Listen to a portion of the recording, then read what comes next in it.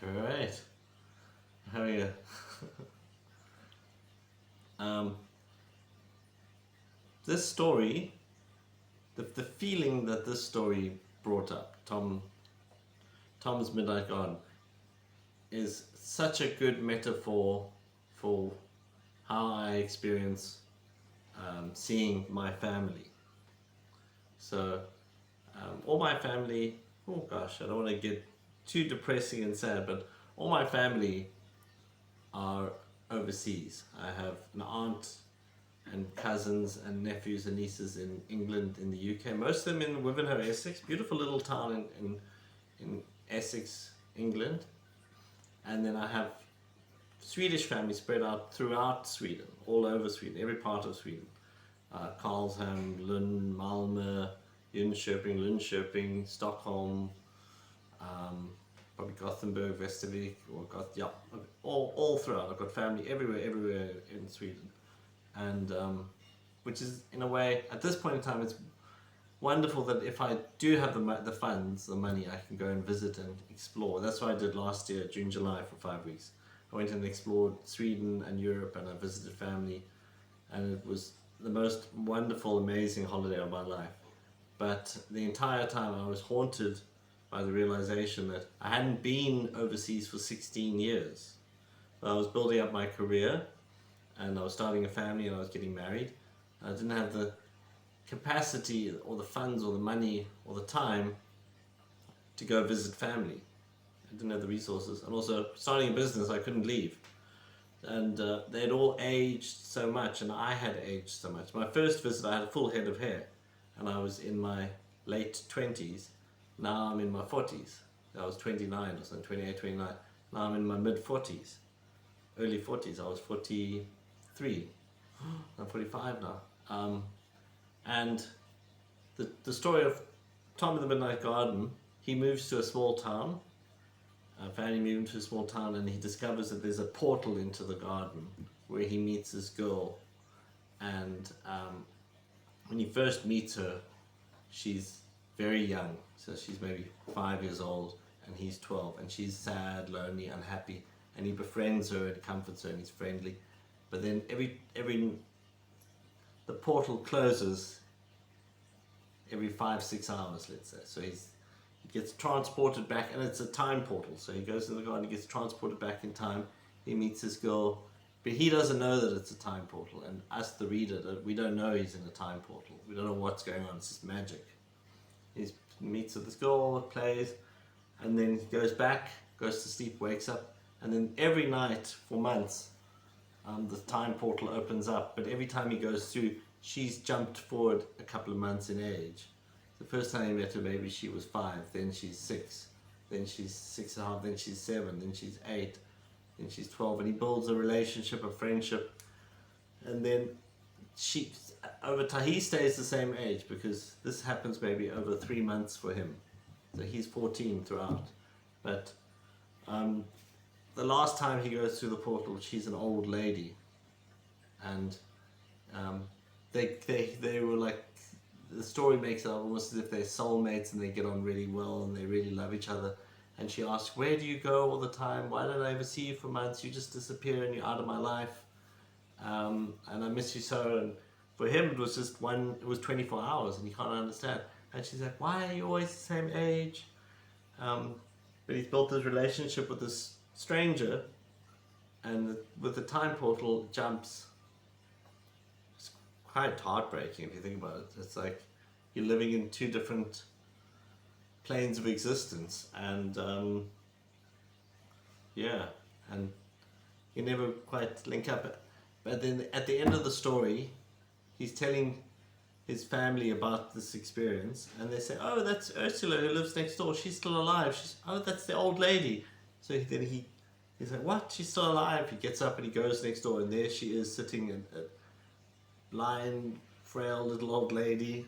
God, tragic, eh? And he's like, "Hi, Ursula, it's me. It's Tom. How are you?" And they hit it, and they talk, and they hug, and yeah. And then you kind of think maybe he was kind of her. There's 2 versions of that story. Maybe he was her guardian angel, and he was there, and he was sent to try and help her through her life and make her feel loved and give her hope and happiness and a bit of care. I don't know. So, and it's quite sweet that she's still alive and they've got that bond. But it also could be a metaphor for loved ones. If you don't see people enough, every time you see them, they're suddenly much older, and then when you see them just before they die, they're old and frail.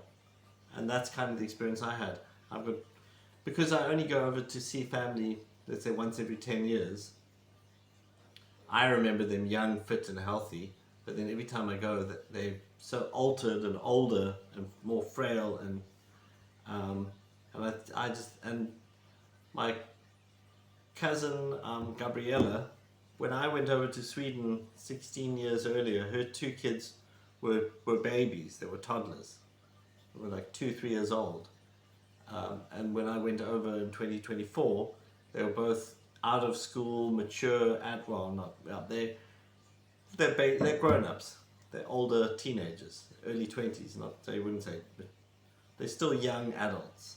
But still, and when I visited the 16 years earlier, I thought, God, I'm going to make a point of really working my butt off and coming to visit family once a year. I'm going to come to Sweden once a year and see family and be in their lives and share their lives and create memories and see them and be visible. And you know, I'm not going to let the distance between Cape Town and Sweden deter me from. I'm going to work my butt off and make it happen. But it's just literally too expensive. It has been too expensive, and too many other things came up. So I forgive myself for the fact that I can't be with family, but it does break my heart. It makes me very sad that that's a choice that I've had to make in my life. That starting my own family and having a career and building my own life in a foreign land means that I don't have any connection with my family in Europe. And I would love to be successful enough, wealthy enough, and go visit 1 month a year, go visit family 1 month a year and just be in their lives and create memories. And yeah, I love my family. And with my mom, I used to see her almost every day. I made sure. I guess when less is more, because I have never really had a sense of a big family around me. I've cherished the ones that I have and made the most of it. Yeah, so Tom's Midnight Garden very cleverly describes a feeling.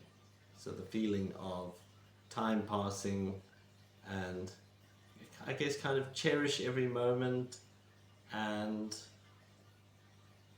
how quickly time passes. Because that, for him, 3 months was her whole lifetime, and that's kind of heartbreaking. And that's sort of how it feels when you only see family very rarely. I see their entire lifetime play out in front of my eyes, and it feels like it happened in a month or two, because I'm piecing together all the little experiences I had with them into one short timeline while I'm living my own life here in Cape Town. Anyway, so I just, for some reason, that when I was overseas last year, that book and that thought kept resounding and resonating with me, and kept coming up, and I kept feeling bad, guilty, sad. So it was a most amazing holiday, but towards the end of it, I did feel very sad, and I was worried how many of my family members are going to die before I can come over and visit them again, and when will I ever be able to do this again? And so, in a way, that kind of ruins the moment when I should be just enjoying the experience, being with people, which I did my best. But also, I'm a kind of shy, reserved person. I need longer to relax and get comfortable. And it would be nice if I had the funds to stay in an Airbnb near to them and visit them and entertain, not stay with them necessarily, where they get sick of me or they think I should do more chores or who knows what, you know. But it can be awkward having somebody in your personal space, and they don't know how to fit it. They don't know where to fit in or slot in. I don't know, should I be doing dishes? Should I be helping with this? What do I do now? Should I contribute in any way? Okay. Yeah, so that's for the blog, I guess, or I don't know. It's just a subject I wanted to just speak about, get it off my heart, get it off my chest. Thank you very much. Cheers. Thank you. Bye.